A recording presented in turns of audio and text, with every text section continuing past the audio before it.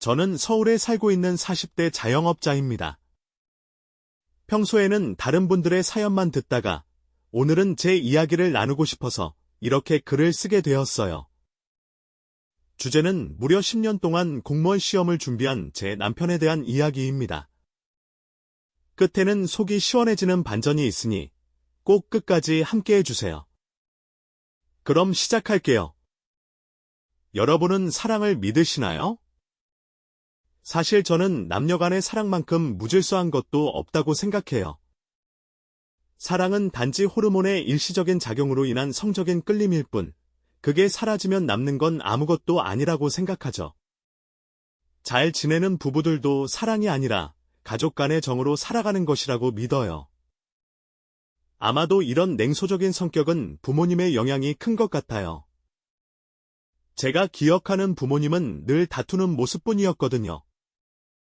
어느 한쪽이 잘못했다기보다는 두 분이 서로 맞지 않는 사람들이었다고 해야 할까요? 아버지는 매우 가부장적인 분이라 항상 어머니가 집에 있길 바라셨지만 어머니는 그걸 구속으로 느껴서 항상 어딘가로 떠나고 싶어 하셨어요. 자유로운 영혼이셨죠. 여보, 나 개모임 친구들이랑 이번에 개 끝난 기념으로 여행 좀 다녀올게. 뭐? 무슨 여행을 또 가? 지난달에 강릉 갔다 왔잖아. 아, 그건 동네 엄마들끼리 간 거고, 이번엔 개모임 친구들이랑 가는 거야. 그게 뭐가 중요해? 내가 힘들게 번 돈을 왜 당신 노는데 쓰는 거야?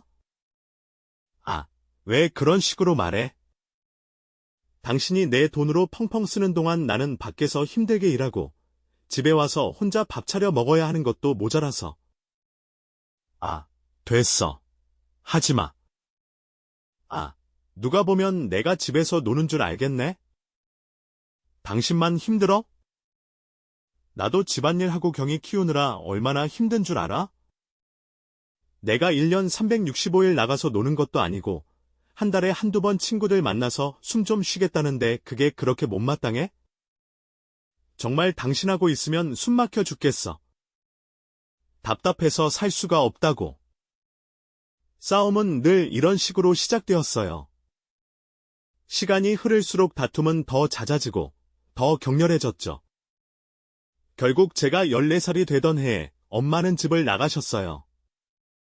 다른 남자가 생겼다는 건 두 분이 이혼하고 나서야 알게 되었어요. 경희야, 미안해. 엄마가 지금 당장은 널 데리고 갈 수가 없어. 그리고 아빠도 내가 필요할 거야. 알지? 그 사람은 밥하는 법도 모르잖아. 넌 이제 다 컸으니 엄마 대신 아빠 잘 챙겨줘. 알겠지? 엄마는 죄책감 때문이었는지 저에게 아빠를 잘 돌봐달라고 부탁하셨어요. 그때 저는 아무것도 모르고 내가 착하게 굴면 엄마가 다시 돌아올 거라고 믿었어요. 그래서 혼자 집안일을 하며 엄마의 빈자리를 채우려 했죠. 그러나 엄마는 끝내 돌아오지 않았고 중학교를 졸업할 무렵에야 엄마에게 새 가정이 생겼다는 사실을 알게 되었어요. 엄마가 너무 보고 싶어서 무작정 엄마가 이사했다는 동네로 찾아갔어요. 거리를 헤매다 우연히 엄마를 발견했죠. 제 또래의 여자아이와 다정하게 어깨동무를 하고 있었어요. 지영아, 저녁은 내가 좋아하는 칼국수 해줄까? 정말? 그래도 돼. 아빠가 칼국수 지겹다고 이제 먹기 싫다고 했는데? 아빠는 상관없어. 네가 먹고 싶으면 먹어야지. 걱정하지 마. 아빠랑 엄마랑 싸우면 엄마가 이기는 거 알지? 우와, 우리 엄마 최고! 엄마 곁에 찰싹 붙어있던 그 아이는 엄마의 재혼 상대의 딸이었어요. 엄마가 새 가정을 꾸렸다는 사실을 전혀 몰랐던 저는 큰 충격을 받았죠. 엄마. 잠시 후, 엄마도 맞은편에 있던 저를 발견했어요. 당황한 표정으로 저를 바라보다가 허둥지둥 다가왔죠. 경희야, 너 여기서 뭐 하는 거야? 어떻게 알고 왔어? 난 그냥 엄마가 보고 싶어서. 그날은 제 생일이었어요. 선물이나 축하의 말을 기대한 건 아니지만 그래도 엄마가 제 생일을 기억할 줄 알았거든요. 그런데 엄마는 저를 쫓아내기 바빴어요. 아, 그럼 미리 전화를 하고 오든가. 갑자기 이렇게 찾아오면 어떡해? 당장 돌아가. 하지만 엄마. 너희 아빠는 뭐래? 내가 혼자 여기 온 걸 아냐고? 엄마는 제 얘기를 들으려 하지 않았어요. 서러운 마음에 눈물이 차오르는데 그때까지도 엄마 옆에 찰싹 붙어있던 의붓딸이 갑자기 입을 열었죠. 엄마, 애는 누구야? 응, 엄마가 너랑 동갑인 딸이 하나 더 있다고 했잖아. 그게 얘야. 아, 이제 엄마 딸도 아니면서 여기까지 왜 찾아왔대? 그 아이는 피식 웃으면서 아무렇지 않게 제 가슴에 비수를 꽂았어요. 바보같이 저는 한마디 대꾸도 못하고 도망치듯 그 자리를 벗어났죠. 그날 밤, 엄마가 아빠에게 제가 찾아간 이야기를 했나 봐요. 아빠는 도대체 뭘 기대하고 거기 간 거냐고, 너도 엄마처럼 아빠를 버릴 거냐고 하면서 화를 내셨어요. 제 상처받은 마음은 전혀 알아주지 않았고 심지어 저를 때리기까지 했네요. 그날 이후로 저는 마음속에서 엄마와 아빠를 모두 지워버렸어요. 그런 제가 어떻게 사랑을 믿겠어요? 또래 친구들이 성인이 되어 하나둘 연애를 시작할 때도 저는 이성에게 아무런 관심이 없었어요. 오직 하루빨리 취직해서 아빠로부터 독립하는 게 제 유일한 소원이었죠. 그 즈음 아빠의 폭력적인 성향이 점점 심해져서 조금만 기분이 나빠도 저에게 화풀이를 하셨거든요. 그런 목표 덕분인지 대학도 좋은 학점으로 졸업했고 누구나 이름을 들으면 알만한 회사에 정규직으로 입사할 수 있었어요. 그때까지만 해도 제 인생이 제가 생각한 대로 잘 풀리고 있다고 믿었죠. 하지만 그 회사에서 만난 당시 사수였던 남편과 결혼하면서 제 인생은 예상치 못한 방향으로 흘러갔어요. 이혼 가정에서 자라 사랑을 믿지 않던 제가 결혼을 했다는 게 어떻게 보면 아이러니인데요. 사람은 누구나 자신이 가지지 못한 것을 채우고 싶어하는 욕구가 있잖아요. 부모님 때문에 불행했던 저였기에 역설적으로 행복한 가정을 꾸리고 내 아이만큼은 잘 키우고 싶다는 욕심이 있었던 것 같아요. 게다가 남편은 아빠와 달리 다정하고 배려심이 많은 사람이었어요. 저에게 애정 표현도 자주 해줘서 이 사람이라면 행복한 가정을 꾸릴 수 있을 거라고 생각했죠. 연애한 지 2년 만에 결혼식을 올렸는데요. 그 과정이 순탄하지만은 않았어요. 저는 결혼식에 엄마는 물론이고 아빠도 부르고 싶지 않다고 했어요. 엄마는 이미 다른 가정을 꾸려 남보다 못한 사이가 된 지 오래였고 아빠 역시 저와 사이가 좋지 않았거든요. 사실 남편도 아버지가 어릴 때 돌아가셔서 쭉 어머니 손에 컸거든요. 같은 한부모 가정 출신인 만큼 저를 이해해주지 않을까 싶었어요. 역시나 남편은 제 뜻대로 하라면서 존중해줬는데요. 문제는 시어머니였어요. 너 미쳤니? 부모가 죽은 것도 아닌데 누굴 망신시키려고 결혼식에 안 부르겠다는 거야? 어쩐지 상견례도 안 하겠다고 할 때부터 낌새가 이상하더라니. 말도 안 되는 소리 하지 말고 당장 너희 부모한테 연락해. 어머님, 말씀드렸잖아요. 저희 엄마는 이미 재혼하셔서 얼굴도 안 본 지 10년도 넘었고요. 아빠하고 사이가 좀 그래요. 심하게 맞은 적도 많아서 아빠만 보면 무섭고 불편해요. 다른 것도 아니고 제 결혼식에 아빠를 불러서 손잡고 들어가고 싶진 않아요. 부탁드릴게요. 제 애원에도 시어머니는 꿈쩍도 하지 않으셨어요. 세상에 사연 없는 부모 자식 사이가 어디니? 다들 나름대로 사정이 있어도 참고 사는 거야. 내가 이렇게 내 부모를 결혼식에 안 부르겠다고 고집을 부리는 건 우리 집안을 우습게 여기는 걸로밖에 안 보이는구나. 결혼식에 온 사람들이 혼주석 빈 거 보고 뭐라고 수근거릴지 너희 집안뿐 아니라 나랑 상철이한테도 욕할 거다. 시어머니는 친정 부모님을 결혼식에 부르지 않으면 자기도 참석하지 않겠다며 강수를 뒀어요. 결국 저는 엄마와 아빠에게 연락해 결혼 소식을 전할 수밖에 없었죠. 다행히 두 분 다 참석하겠다고 하시더군요. 그런데 웬걸, 결혼식 당일에 엄마는 혼자가 아니었어요. 옆에 재혼 상대인 아저씨는 물론이고 그 딸까지 데리고 왔더군요. 정말 기가 막히더라고요. 엄마, 미쳤어? 여기에 저 사람들 왜 데리고 온 건데? 뭐가? 따지고 보면 저 사람도 내 아빠야. 부모가 딸 결혼식에 오는 건 당연한 일인데 저 아저씨가 왜 내 아빠야? 나랑은 피 한 방울도 안 섞였고 얼굴도 오늘 처음 보는데. 엄마, 도대체 왜 이러는 거야? 어릴 때 나 버리고 도망간 것도 모자라서 내 결혼식에서 나까지 욕먹이고 싶어? 그동안 많이 괜찮아졌다고 생각했는데 여전히 내 안에는 어린 시절의 상처가 고스란히 남아 있었나 봐. 심장이 찢길듯이 아파오면서 절로 눈물이 줄줄 흐르더라고. 하지만 엄마는 그런 내 모습에도 꿈쩍하지 않고 오히려 역정을 냈어. 옛날 일을 왜 또 끄집어내고 그래? 나도 할 말 없는 줄 알아? 몇 년 만에 연락 와서는 한다는 말이 결혼한단 말이라니. 내가 얼마나 막는 줄 아니? 청첩장 띡 보내면서 시간과 장소만 문자로 알려주고 적어도 내 신랑 얼굴 보여주고 인사 정도는 시켰어야지. 안 그래? 그래도 좋은 게 좋은 거라고 이렇게 와줬더니만 이럴 줄 알았으면 나도 내 결혼식에 안 왔을 거야. 그럼 차라리 오지 말지 그랬어. 나도 시가 체면 때문에 엄마 안 부르고 싶었어. 내가 엄마한테 우리 결혼식을 왜 숨기겠어? 엄마가 언제 내 엄마 노릇한 적이라도 있냐고. 뭐라고. 너 정말 끝까지 엄마한테 이럴 거야? 엄마가 괜히 너 두고 그 집에서 나왔니? 다 너희 아빠 때문 아니야. 엄마도 피해자라고. 그렇게 엄마와 서로 언성이 높아질 때였어. 갑자기 신부대기실 문이 열리더니 누군가가 쑥 들어왔어. 잠깐만 자리 비켜달라고 했던 사진사나 도우미인 줄 알았는데 엄마와 같이 온 의붓딸이었어. 저기, 곧 시작할 것 같은데 빨리 들어가 봐야 할 것 같아요.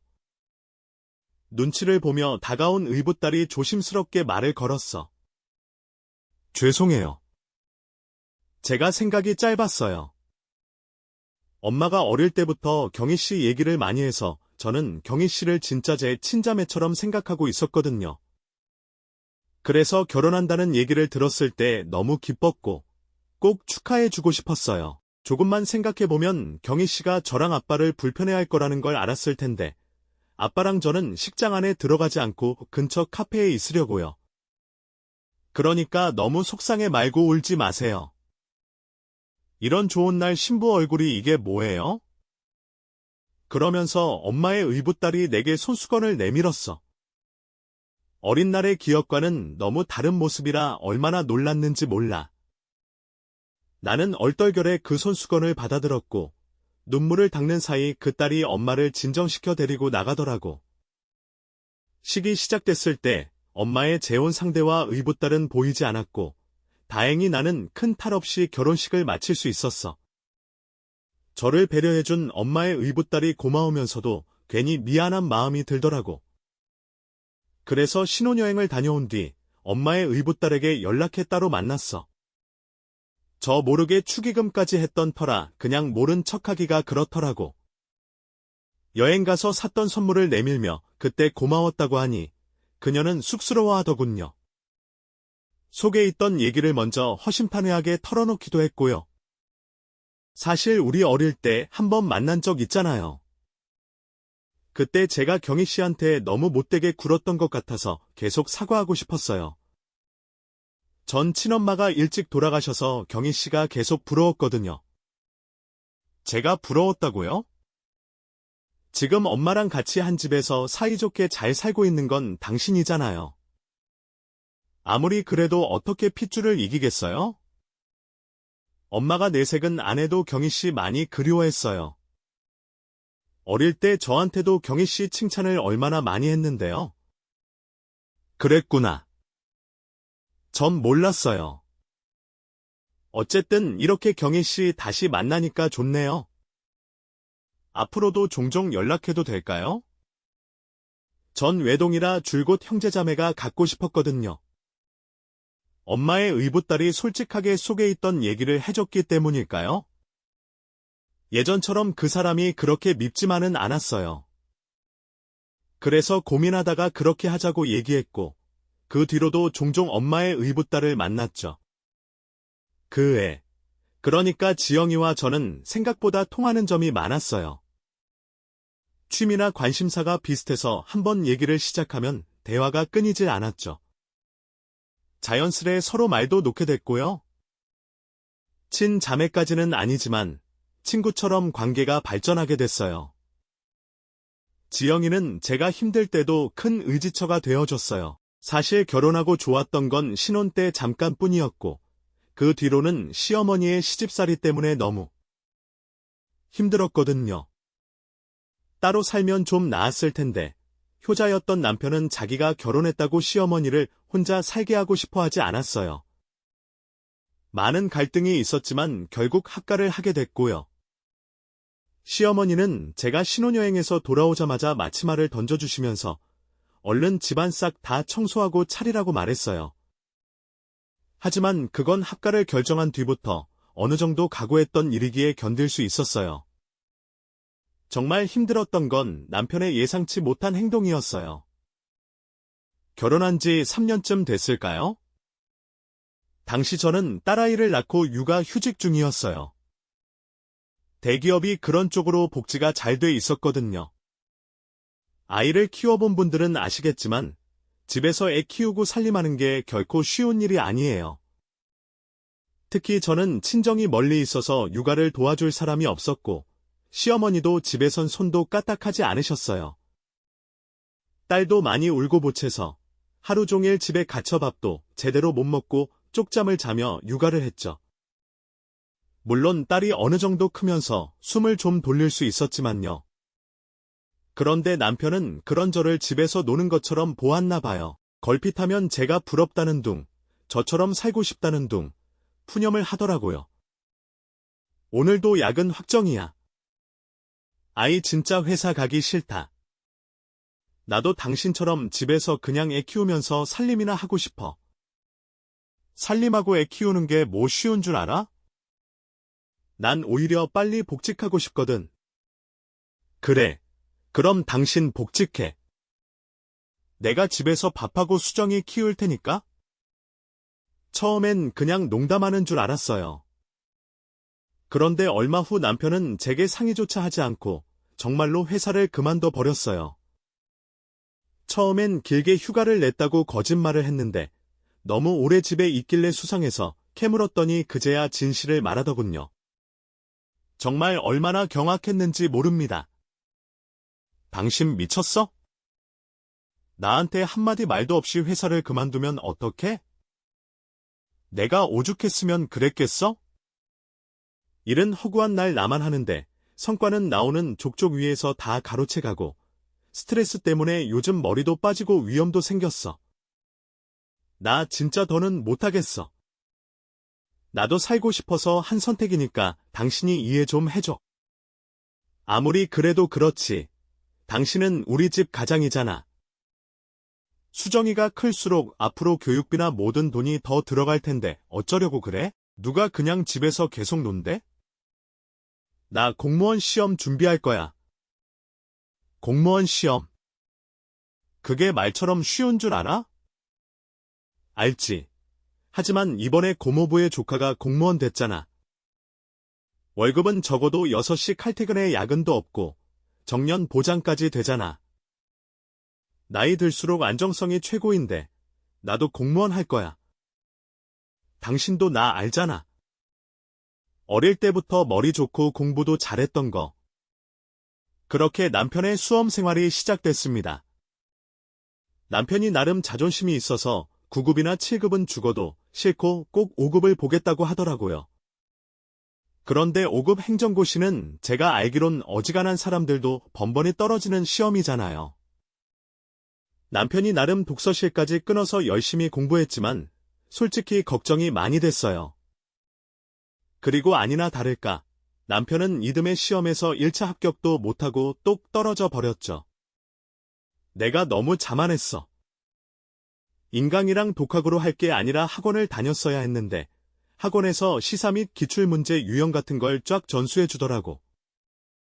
여보, 나 딱 1년만, 아니 2년만 더 학원 다니면서 준비해 볼게. 응? 남편은 눈물까지 흘리면서 원했어요. 이대로 그만두기엔 너무 억울하다고 하더군요. 어쨌든 제가 사랑해서 결혼까지 한 남자잖아요. 사랑하는 사람이 눈물까지 흘리며 부탁하는데 어떻게 거절할 수 있겠어요. 당신 마음이 그렇다면 알겠어. 딱 2년만 더 준비해봐. 고마워 여보. 정말 고마워. 그렇게 남편의 수험 생활은 2년 더 연장됐어요. 그쯤 저는 회사로 복직해서 일하랴, 살림하랴, 아이 키우랴, 몸이 10개라도 부족한 상황이었죠. 안 그래도 공부하느라 힘든 남편에게 부담 주기 싫어서 전부 혼자 해결하다 보니 많이 힘들었네요. 나중엔 남편도 그걸 당연하게 여겨서 그런지 자기가 먹은 그릇조차 설거지하지 않았어요. 시어머니도 늘 모임이다 뭐다 하면서 밖으로만 도셨고요.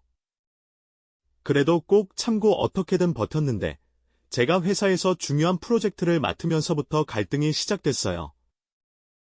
딸아이를 보육원에서 제때 데리러 갈 수가 없어서 남편에게 부탁했는데요. 어느 날 보육관 선생님에게 전화가 왔어요. 아무리 기다려도 남편이 오지 않는다는 거였죠. 그때가 이미 밤 8시가 넘은 시간이었어요. 놀라서 회사에 양해를 구하고 바로 퇴근해 보육원으로 달려갔어요. 어두컴컴한 보육원 안에서 딸아이가 혼자 앉아있는 걸 보니 가슴이 찢어지는 것 같았어요. 딸을 데리고 집에 돌아오니 남편은 서재에서 책을 읽고 있었고 시어머니는 방에서 TV 보며 웃고 계셨어요. 식탁 끝에는 먹다 남은 음식들이 쌓여 있고 거실과 방도 엉망이었는데 정말 속이 터질 것 같았어요. 바로 서재로 들어가 남편에게 따졌어요. 당신 뭐야? 오늘 수정이 하원 당신이 해주기로 했잖아. 근데 왜 안 갔어? 아, 미안. 깜빡했어.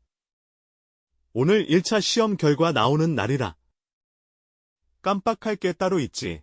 어떻게 자기 자식 데리러 가는 걸 까먹어? 당신이 그러고도 애 아빠야? 내가 회사에서 선생님 전화 받고 얼마나 놀랐는지 알아? 제 말에 남편은 사과하기는커녕 오히려 화를 냈어요. 아, 미안하다고 했잖아. 내가 일부러 그랬어? 오늘 1차 시험 결과 나왔는데 2점 차이로 떨어졌단 말이야. 정신이 없었어. 그리고 수정이 하원을 왜 나한테 시키는 건데? 내가 집에서 그냥 노는 줄 알아? 다른 사람들은 행시 준비한다고 하면 마누라가 집안일도 다 해주고 도시락까지 싸다 주는데 당신은 대체 왜 이래? 남편도 나름대로 서운한 게 많아 보였어요. 하지만 제 입장에서는 남편이 너무 많은 걸 요구하는 것처럼 느껴졌죠. 하지만 딸 앞에서 더 싸우고 싶지 않았어요. 부모가 싸우는 걸 지켜보는 게 얼마나 힘든 일인지 잘 알고 있었으니까요. 일단 수정이 재우고 얘기하자. 됐어. 난 더 할 말 없으니까 공부해야 해. 이만 나가줘. 남편은 그렇게 저와 딸을 서재에서 쫓아내다시피 했어요. 저는 딸을 재우고 엉망이 된 집안을 치우기 시작했죠. 어느 정도 정리가 되었을 때 시어머니가 방에서 나오셨어요. 너네 싸웠니? 내 방까지 소리가 다 들리더라. 아, 오늘 수정이 데리러 간 걸 깜빡했어요. 수정이가 8시 넘도록 보육원에 혼자 있었어요. 시어머니는 그 얘기를 듣고도 남편을 감싸셨죠. 안 그래도 내가 얘기하려 했는데 너 왜 공부하는 사람한테 자꾸 내 일을 떠넘겨? 수정이 돌보는 건 당연히 애 엄마인 내가 해야지. 평소 같으면 저도 그냥 죄송하다고 하고 넘어갔을 텐데 그날은 감정이 격해서인지 시어머니 말에 울컥했어요. 어머님, 그건 아니죠. 아이는 부모가 같이 키우는 거예요. 그리고 제가 집에서 노나요? 그 사람 공부한답시고 직장을 그만둔 지도 벌써 2년이 넘었어요. 저 혼자 돈 벌고 살림까지 하느라 얼마나 힘든 줄 아세요? 아이고, 그거 가지고. 사는 나는 자식들을 등에 업고 반일에 시장일에 온갖 험한 일을 다 도맡아 했어. 남편이라는 사람들은 맨날 술 마시고 놀기만 했지. 돈이나 빼앗아 가고. 집안일도 요즘처럼 세탁기, 청소기 같은 기계들이 다 해주는 줄 알아? 한겨울에도 개울가에서 얼음 녹여가며 빨래하느라 손이 다 부르트고 통증까지 걸렸다. 그때에 비하면 요즘 젊은 여자들은 얼마나 살기 좋은데. 그때랑 지금이랑은 다르잖아요. 저도 최선을 다하고 있어요. 요즘 수정이 하원을 그 사람한테 맡긴 것도 회사에서 야근하느라 그런 거라고요. 어머님은 도와주실 것도 아니면서. 제 마지막 말에 기분이 상하셨는지 시어머니는 눈을 치켜뜨며 목소리를 높이셨어요. 아니, 얘 좀 봐라. 너 지금 내가 너 안 도와준다고 시위하니? 내가 뭐 일부러 그래? 젊을 때야도 고생해서 무릎 연골이 손목이며 다 망가진 거 알면서. 그리고 내가 내 친정엄마도 아닌데 왜 내 육아며 살림을 도와줘야 하는데? 전 그러면 너희 엄마한테 가서 얘기하든 하여간에 이래 결혼은 친정이 멀쩡한 집하고 해야 돼. 지네 집이 기대 군번이 안 되니까. 어머, 시어머니한테 꼬리 잡는 거 봐. 기가 막혀. 급기야 시어머니는 저희 집을 욕하기 시작했어요. 저 정도는 사실이지만 그걸 시어머니 입을 통해 들으니 기분이 썩 유쾌하진 않더군요. 결국 저는 말없이 방 안으로 들어왔고요. 그때부터 남편과의 사이가 악화된 건 물론 고부 갈등도 더욱 심해졌죠. 문제를 해결할 수 있는 방법은 딱 하나, 남편의 행시 합격이라고 생각했어요. 하지만 그 뒤로도 남편은 2번을 더 행시에 떨어졌고요. 나중엔 7급으로 방향을 바꿨지만 그마저도 뜻대로 되지 않았네요. 그래도 남편의 시험에 대한 열정은 도무지 꺾일 줄을 몰랐어요. 그쯤 되면 오기라고 해도 좋았죠. 저는 한 번만 더 기회를 달라는 남편의 호소에 번번이 넘어갔어요. 안 그럼 죽겠다는 둥 협박하는 데다 시어머니가 득달같이 나서서 남편을 감싸고 돈이 이길 재간이 없더군요. 남편이 시험에 매달릴수록 저는 점점 더 지쳐갔고요. 급기야 극한까지 몰려 모든 걸 다 때려치우고 싶은 마음만 생겼어요. 그런 저를 도와줬던 건 다름 아닌 엄마의 의붓딸, 지영이 있었어요.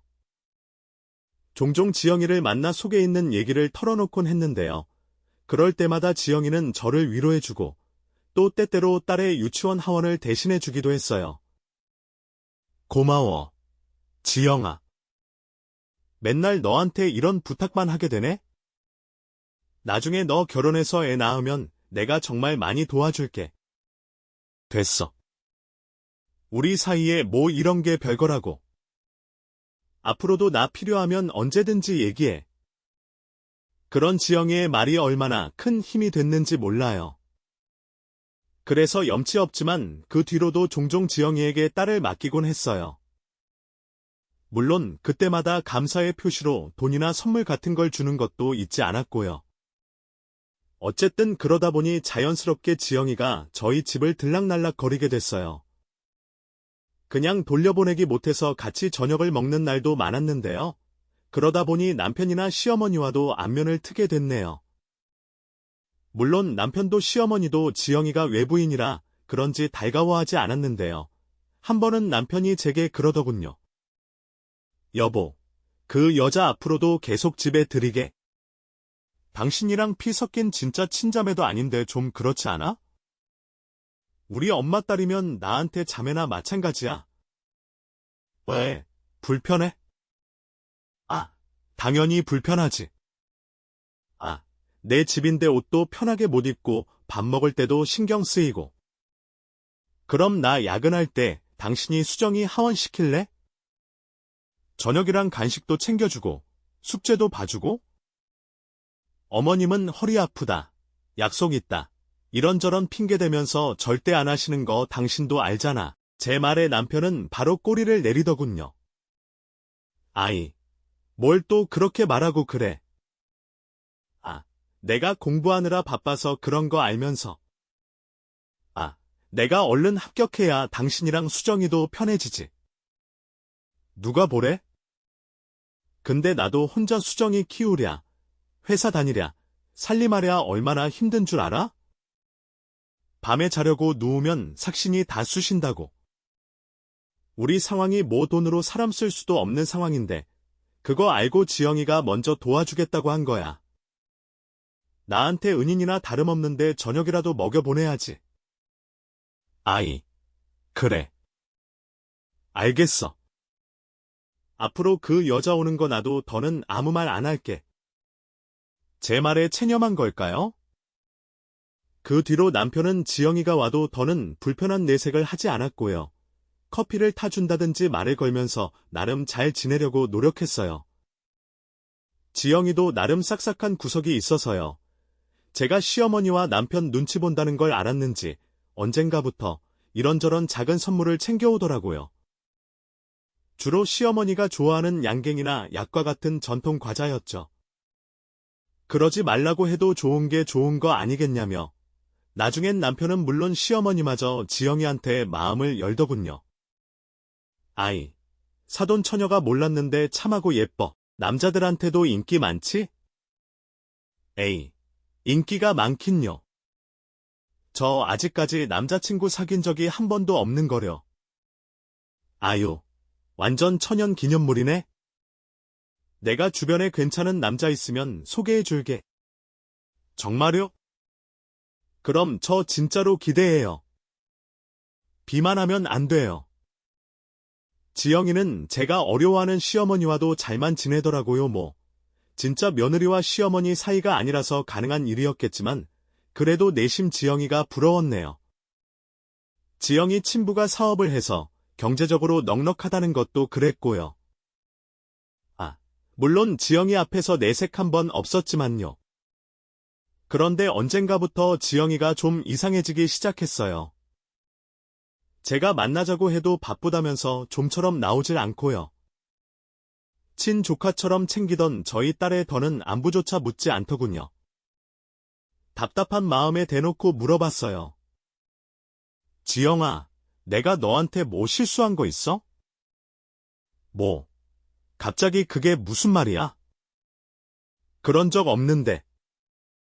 아님, 우리 남편이나 시어머니 너한테 뭐라고 했니? 요즘 내가 자꾸 날 피하는 것 같아서. 아, 그런 거 아니야. 그냥 요즘 몸이 좀 안 좋아서. 감기 몸살인 것 같기도 한데 좀 오래가네. 괜히 너나 수정이한테 옮길까봐 그런 거지. 진짜 그게 다야? 아이, 그렇다니까. 알겠어. 내가 생각이 너무 많았나 봐, 미안. 그 감기에 좋은 생강차라도 좀 만들어서 보낼게. 챙겨 먹어. 하지만 그 뒤로도 지영이는 좀처럼 저를 만나려고 하지 않았고요. 연락도 점점 뜸해지기 시작했어요. 저는 물론 딸아이도 크게 상처받았지만 그래도 뭐 어쩌겠어요. 인연이란 게 억지로 붙잡는다고 붙잡아지는 것도 아니고 나중에 때가 되면 다시 잘 지낼 수 있겠거니 했죠. 그러는 사이 시간은 흐르고 흘러 어느덧 남편이 시험을 준비한 지도 10년이 됐어요. 그쯤에선 저도 완전히 지쳐서 이번에도 불합격인가 먹은 상태였어요. 사실 그쯤에 저는 회사에서 파벌 싸움에 밀려 공고사직 당한 상태였거든요. 그동안 나름 회사에 몸바쳐 일했다고 생각했는데 나이 많은 여자의 수명은 너무 짧더군요. 사실 회사에서 그동안 볼 꼴 못 볼 꼴 다 본 상태라 그만뒀을 때 한편으로는 속이 후련하기도 했는데요. 당장 돈을 벌어야 했으니 바로 이직 자리를 알아보기 시작했어요. 제가 우리 집 가장이나 다름없는데 제가 돈을 벌지 않으면 저희 식구들 다 길거리에 나앉을 판이니까요. 물론 이직이 쉬울 거란 생각은 하지 않았는데요. 마주한 현실의 벽은 더욱더 차가웠어요. 경력을 살려 비슷한 곳에 이직하자니 나이 많은 유라고 서류에서 탈락했고, 어쩌다 면접을 보러 가도 집에서 밥 짓고 애나 보라면서 조언을 가장한 조롱을 받기 일쑤였고, 급한 대로 집 근처 식당에서 서빙 일을 시작했어요. 사무직 일만 하다가 처음으로 서비스직을 하려니 자존심도 많이 상하고, 무엇보다 몸이 너무 힘들더라고요. 남편의 시험 합격 발표가 코앞이었지만, 이번에도 떨어졌을 게 뻔했으니까요. 다른 일 안 알아본다고 하면 그땐 정말 갈라설 거야. 그렇게 마음을 단단히 먹고 있었는데 웬걸 남편이 처음으로 1차 시험에 붙었지 뭐예요. 유행이겠거니 했는데 그 뒤로 2차 시험에도 합격했어요. 그쯤 되니 저도 슬슬 기대가 되더군요. 그리고 대망의 최종 합격 날, 저는 식당에서 일하면서도 떨리는 마음으로 남편의 전화를 기다렸죠. 그런데 제가 퇴근할 때까지도 남편에게 아무 연락이 없었어요. 절로 떨어졌을 거란 생각이 들더군요. 그래도 하나뿐인 남편인데 어딘가에서 풀 주고 술이나 마시고 있을 걸 생각하면 마음이 쓰이더라고요. 그래서 일부러 마트에 들러 남편이 좋아하는 불고기를 샀어요. 집에 가서 아무 말 없이 내줄 생각이었죠. 미래에 대한 얘기는 그 뒤에 해도 늦지 않을 테니까요. 집에서 무슨 일이 벌어지고 있는지는 꿈에도 모르고 말이죠. 집에 도착했을 때 제일 먼저 이상함을 느낀 이유는 딸 때문이었어요. 초등학교 들어간 뒤로는 늘 씩씩하고 의젓하던 아이가 웬일 대성통곡을 하고 있더군요. 놀란 저는 황급히 집 안으로 들어갔는데요. 현관문을 열자마자 펼쳐진 풍경에 기가 막히고 말았네요. 시어머니가 글쎄 저희 부부방에 들어가서 쑥대밭을 만들어 놓고 있지 않겠어요? 딸이 그런 시어머니를 말리고 말이죠. 할머니, 하지마. 내가 잘못했어. 우리 쫓아내지 마. 아이, 시끄러. 누가 안 그쳐? 어디 집에 가서 재수없게 한밤중에 울고불고 난리야? 아이, 어머. 딸을 거칠게 밀어낸 시어머니의 모습에 놀란 저는 황급히 방 안으로 뛰어들어가 딸의 앞에 섰죠. 어머님, 지금 이게 대체 뭐 하시는 거예요? 어왔니? 얘긴 들었지? 일이 그렇게 됐으니 이만 짐 싸서 나가줘야겠다. 서운해하지 마. 지금까지 너랑 데리고 살아준 것만도 고마운 줄 알고. 대체 무슨 말씀을 하시는 거예요? 어리둥절해하는 제 표정에 시어머니가 뒤늦게 아차하는 얼굴을 했어요. 뭐야? 상철이가 아직 너한테 말 안 했든? 그 사람이 무슨 말을 해요? 오늘 하루 종일 연락이 안 되던데? 그 말에 시어머니가 아이고 하면서 다시 입을 열었어요. 아니, 상철이 그놈의 자식이 말한다더니 참나, 얘기 못했나 보구나. 하긴 그 자식이 안 그런 것처럼 보여도 마음속이 열려야지. 이렇게 된 거, 내가 단도직입적으로 얘기할게. 상철이 시험 최종 합격했단다. 이제 나라에서 일하는 귀한 사람이 된 거지. 근데 그런 애가 너처럼 가정사 복잡하고 식당에서 일하는 여편네를 어떻게 계속 데리고 있겠니? 행여나 소문이라도 나면 어쩌려고. 그 말씀은 저더러 그 사람이랑 이혼이라도 하라는 건가요? 그래, 내가 처음부터 너 마음에 안 들어 있던 거 알지? 이제 나도 내 아들 급에 맞는 며느리 들여야겠다. 시어머니는 제 물건이며 옷을 닥치는 대로 가방에 쑤셔넣기 시작했어요. 도무지 현실감이 느껴지지 않았죠. 그 사람도 그렇게 하겠대요? 시험 붙었다고 저랑 헤어지겠어요? 그래. 솔직히 말해서 상철이 너한테 마음 떠난 지 오래됐어. 근데 그동안 공부에 집중해야 하고 또 너한테 미안하기도 하니까 얘기 못한 거야. 시험 붙기만 하면 너랑 헤어지기로 진작에 얘기를 했었다. 시어머니의 말에 가슴 깊은 곳에서부터 분노와 배신감이 끌어올랐어요. 하지만 차마 그걸 표출할 수는 없었네요. 당장 제가 갈 곳이 어디 있겠어요? 비빌 만한 친정이 있는 것도 아니고 살림에 찌들어 인간관계는 진작에 파탄이 났는데. 결국 저는 옆에서 울고 있는 딸을 끌어안고 어머니에게 입을 열었어요. 어머니, 제가 잘못했어요. 제 뭐가 그렇게 마음에 안 드시는지 모르겠지만 얘기만 해주시면 다 고칠게요. 한 번만 봐주세요. 저랑 수정이 아시잖아요. 갈 곳이 없어요. 얘가 왜 이래? 이게 감정으로 호소한다고 될 일이야? 그동안 내가 우리 상철이 시험 번번이 떨어진다고 알게 모르게 눈치 준 거 내가 다 담아두고 있었어. 그러게 진작에 잘하지 그랬니? 제가 뭘 그렇게 눈치 줬다고 그래요? 가끔 그한테 모진 소리 했던 건 저도 너무 힘들어서. 그래서 그랬어요. 제가 다 잘못했어요. 어머님. 제발 쫓아내지 말아주세요. 저야 그렇다 쳐도 저희 수정이는 어떡해요? 이 한밤중에 어딜 가겠어요? 그건 내 할 바 아니지. 난 우리 아들 챙길 테니까 내 딸은 내가 챙겨.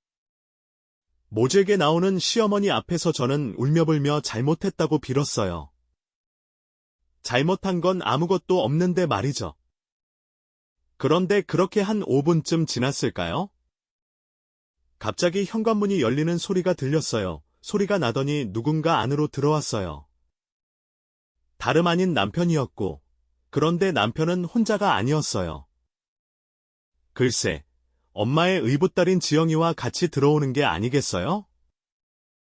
놀란 저는 눈물을 닦고 몸을 일으켰어요. 아니, 당신이랑 지영이가 어떻게 같이 들어와? 남편은 어쩔 줄 몰라 하던 것도 잠시, 이내 무언가를 결심한 사람처럼 제게 다가왔어요. 그동안 말 못해서 미안해. 실은 나, 지영이랑 따로 만나고 있어. 뭐, 남편의 충격적인 발언에 저는 아무 말도 하지 못했어요. 그러다 간신히 입꼬리를 끌어올려 허탈한 웃음을 쳤죠. 그게 무슨 농담이야? 아, 미안하지만 하나도 재미없거든. 그러나 제 말에 남편도 지영이도 아무 말 없이 고개를 숙였어요. 그 모습에 그제야 심장이 쿵하고 내려앉더군요. 뭐야? 아, 진짜 둘이 그렇고 그런 사이라는 거야? 말도 안 돼, 거짓말이지. 그치?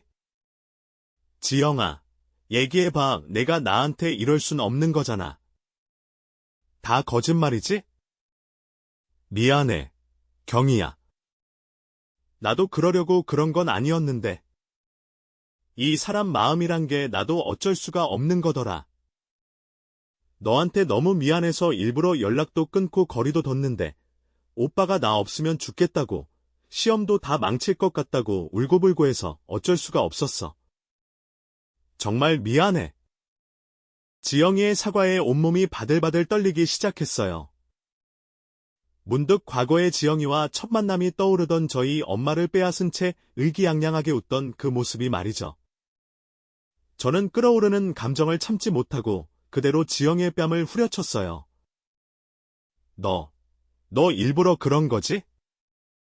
우리 엄마를 빼앗아 간 것도 모자라서 이제 내 남편까지 훔쳐? 이 도둑년. 내가 너 이런 짐승만도 못한 인간인 줄 진작에 알아봤어. 근데 사람 좋은 척, 여우처럼 살살 웃으면서 내게 접근해? 내가 너 가만둘 줄 알아? 가만 안 둘 거야. 죽여버릴 거라고. 저는 지영이의 머리채를 잡고 탈탈 흔들었어요. 지영이는 속절없이 제 손에 흔들리기만 했죠. 그러자 옆에 있던 남편이 끼어들어 저를 밀치고 그런 지영이를 보호하더군요. 당신 그만 좀 해. 아, 이러다 초상 치를 일이 있어. 내가 먼저 다가간 거야. 내가 먼저 좋다고 고백했다고.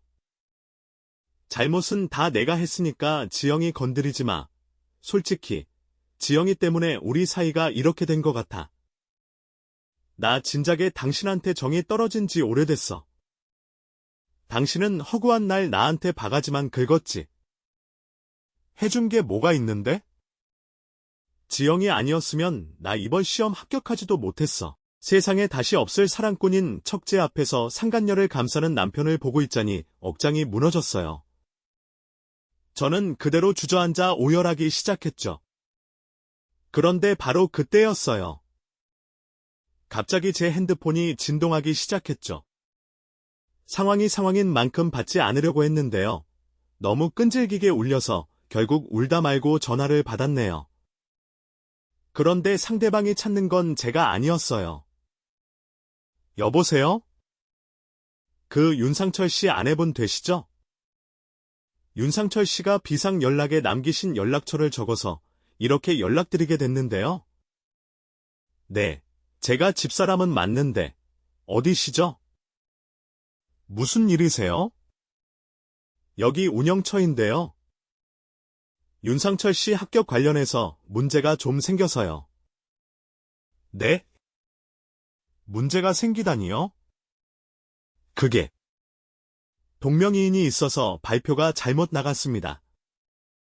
윤상철 씨는 최종 불합격 처리됐습니다.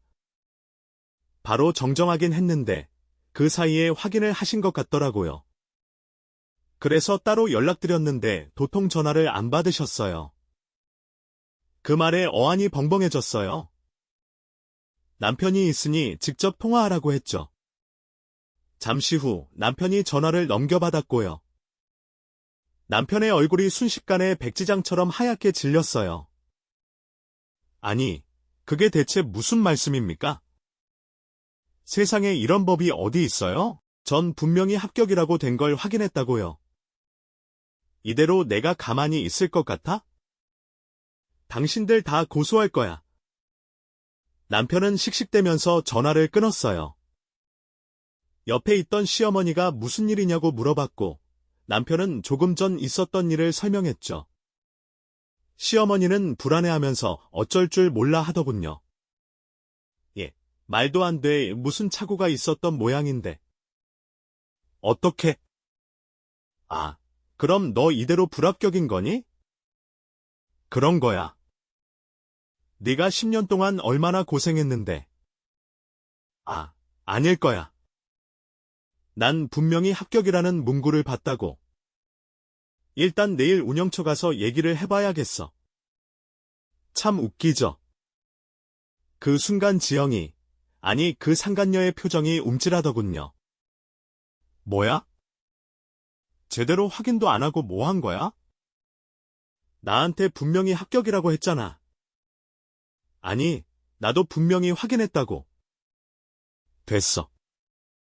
우리 아빠는 오빠가 7급 공무원 된 줄 알고 허락하신 거란 말이야. 아닌 거 알면 절대 허락 안 할 거야. 그럼 나도 오빠 계속 못 만나. 합격인 거 확실하면 그때 다시 연락해. 상간녀는 그 말만 남긴 채 그대로 집을 나가버렸어요. 천년의 사랑인 양 난리를 칠 땐 언제고 그 모습이 너무 우습더군요. 남편이 아무리 이름을 불러도 쳐다도 안 보더라고요. 그 모습을 보고 있자니 정신이 번쩍 들었어요. 이런 놈도 버리고 간 쓰레기를 제가 주울 수 없겠다는 생각이 들더군요. 저는 그대로 시어머니가 싸둔 가방을 들고 딸의 손을 잡은 채 일어났어요. 좋아. 당신 바람대로 이혼해 줄게. 근데 이대로 순순히 갈라서 주진 않을 거야. 소송 걸어서 양육권이랑 위자료 제대로 다 받아낼 거고 그동안 내가 당신이랑 당신 엄마 먹여 살리고 뒷바라지한 것도 다 돈으로 계산해서 받아낼 거야. 이혼 유책 사유가 당신한테 있는 만큼 내 정신적 피해 보상도 다 민사 걸어서 위자료 청구할 거고 상간녀도 물론 걸 거니까 그 기집애한테 꼭 알려줘. 여보, 당신 정말 그렇게까지 해야겠어? 일단 너무 흥분한 것 같은데 좀 진정해봐. 그래, 얘야. 아까 내가 너무 감정적으로 너한테 나가라고 한 것 같은데 아무렴 내가 정말로 너랑 수정이를 내쫓겠니? 뒤늦게 저를 붙잡으려는 시어머니와 남편을 보면서 기가 막혔어요. 남편은 자기 지은 죄가 있어서 그런지 아무 말도 못하더니만 제가 정말로 수정을 데리고 나가려 하자 황급히 붙잡더군요. 여보, 내가 잘못했어. 응, 그래도 우리 부부 사이에 정이라는 게 있는데 이대로 가버리면 어떡해? 수정이는? 수정이 아빠 없는 애로 키우겠다고. 너 같은 아빠는 없는 게 낫지. 자기 공무원 합격한 줄 알고 10년 뒷바라지한 조강지쳐 내버리는 놈을 어떻게 아빠라고 부르라고 해. 너 같은 아빠는 없는 게 낫다는 걸 잘 알거든. 왜? 내가 딸로서 직접 겪어봤으니까. 저는 남편을 매몰차게 밀어내고 딸을 데리고 무작정 밖으로 나왔어요. 그리고 우선 인근에 있는 모텔방을 구해 하룻밤을 보냈죠. 다음 날 음식점에 얘기해서 사정을 설명하고 며칠 휴가를 냈어요. 그 사이에 딸과 함께 머물 집도 알아보고요. 변호사를 선임해 이혼 소송과 상간녀 소송도 준비했죠. 당장 가진 돈으로는 작은 원룸밖에 구할 수 없었지만요. 그래도 저를 괴롭히던 시어머니와 남편이 없으니 천국 같았어요. 며칠 뒤에 소장이 날아갔는지 남편과 상간녀로부터 연락이 왔어요. 심지어 저희 엄마에게도 연락이 오더군요. 남편과 상간녀 전화는 당연히 안 받았지만 혹시나 하는 마음에 엄마 전화는 받았는데요. 엄마는 오히려 저를 나무라더군요. 지영이한테 얘기 다 들었다. 넌 제대로 알아보지도 않고 무작정 지영이를 상간녀로 고소하면 어떡해? 뭘 잘 알아보지도 않아요. 걔가 내 남편 뺏으려고 했던 건 사실인데? 자기 입으로 다 얘기했다고. 윤서방이 먼저 꼬셨다. 지영이 걘 순진해서 아무것도 모르는 애를 그렇게 고소까지 해야겠어? 안 그래도 너한테 미안하다면서 울고불고 하고 있는데? 제 말은 듣지도 않고 지영이 편만 드는 엄마를 보면서 기가 막혔어요. 하지만 다행히 크게 상처받진 않았네요. 제가 집 나간 엄마를 찾았던 어린 시절에 그날 저는 이미 엄마에게 한 번 버림받았으니까요. 저는 그대로 전화를 끊었고 엄마의 연락처를 지워버렸습니다. 다행히 재판 과정은 순조로웠어요. 저는 무사히 남편과 이혼할 수 있었고요. 딸아이의 양육권과 친권을 가져올 수 있었네요. 물론 남편과 상간녀로부터 꽤 큰 돈의 위자료도 뜯어낼 수 있었죠. 이혼 과정에서 남편이 시어머니와 함께 저를 찾아오기도 했어요. 둘이 제 앞에서 무릎까지 꿇고 제발 돌아와 달라고 하더군요. 남편은 사랑하는 건 저뿐이라 한때 유혹에 흔들린 것뿐이라고 했지만 글쎄요, 그냥 돈 벌어다 주고 집안일 해줄 노예가 그리웠던 거 아닐까요? 저는 단호하게 남편과 시어머니를 쫓아냈고 그래도 쉽게 가려고 하지 않아서 경찰까지 불렀네요. 그 뒤로 남편과 시어머니 소식은 아예 모르고 살았는데요. 최근에 근황을 들어보니 전 남편은 공무원 시험을 결국 포기했고요. 일확천금을 꿈꾸며 코인 투자를 했다가 빚만 잔뜩 지게 됐다고 하더군요. 시어머니는 그런 남편을 뒷바라지하며 막일 하다가 허리를 다쳐 드러누운 상태고요. 그 상간녀 역시 인생 망한 건 마찬가지예요. 집안 사업이 폭삭 망해서 길거리에 나앉은 상태라고 하더군요. 엄마는 그 일로 이혼했다고 하는데 어쩐지 그쯤에서 저한테 자주 연락이 온다 했어요. 물론 받아주진 않았지만요. 반면 저는 너무 잘 살고 있어요. 모은 돈으로 작은 음식점을 열었는데 이게 생각보다 너무 잘 돼서 분점도 냈고요. 딸한테 해주고 싶은 거 다 해주면서 둘이 행복하게 잘 살고 있습니다. 제 이야기를 들으시는 분들도 어떤 상황에서도 스스로를 믿고 강하게 나아가시길 응원합니다. 긴 얘기 들어주셔서 감사합니다. 모두 건강하세요.